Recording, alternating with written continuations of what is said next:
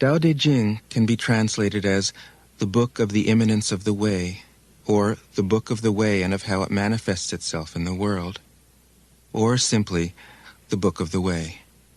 Since it is already well known by its Chinese title, I have let that stand. About Lao Tzu, its author, there's practically nothing to be said. He may have been an older contemporary of Confucius, 551 to 479 BCE, and may have held the position of archive keeper in one of the petty kingdoms of the time. But all the information that has come down to us is highly suspect. Even the meaning of his name is uncertain. The most likely interpretations, the old master, or more picturesquely, the old boy. Like an Iroquois woodsman, he left no traces.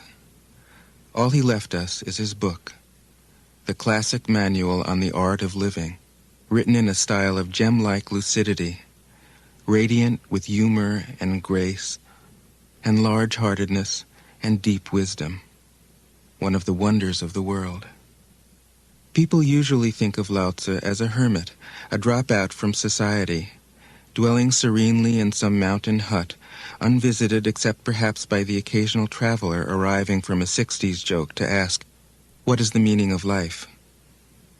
But it's clear from his teachings that he deeply cared about society, if society means the welfare of one's fellow human beings. His book is, among other things, a treatise on the art of government, whether of a country or of a child. The misperception may arise from his insistence on wei wu wei, literally, doing, not doing, which has been seen as passivity. Nothing could be further from the truth. A good athlete can enter a state of body awareness in which the right stroke or the right movement happens by itself, effortlessly, without any interference of the conscious will. This is a paradigm for non-action, the purest and most effective form of action. The game plays the game. The poem writes the poem. We can't tell the dancer from the dance. Less and less do you need to force things, until finally you arrive at non-action.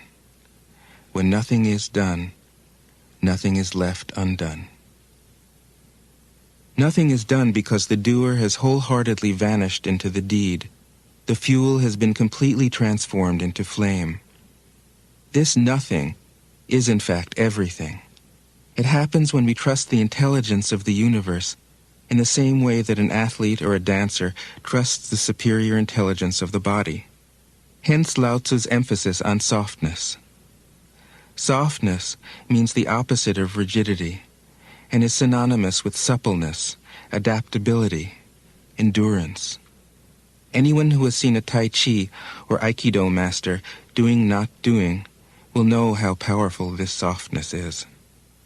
Lao Tzu's central figure is a man or woman whose life is in perfect harmony with the way things are. This is not an idea, it is a reality. I have seen it. The master has mastered nature, not in the sense of conquering it, but of becoming it. In surrendering to the Tao, in giving up all concepts, judgments, and desires, her mind has grown naturally compassionate. She finds, deep in her own experience, the central truths of the art of living, which are paradoxical only on the surface, that the more truly solitary we are, the more compassionate we can be.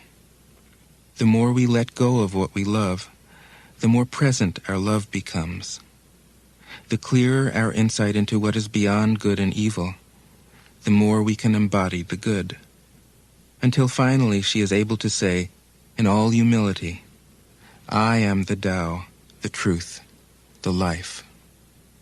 The teaching of the Tao Te Ching is moral in the deepest sense.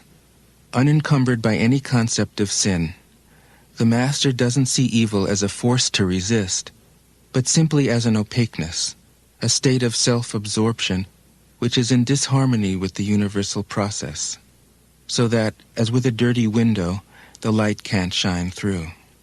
This freedom from moral categories allows him his great compassion for the wicked and the selfish. Thus the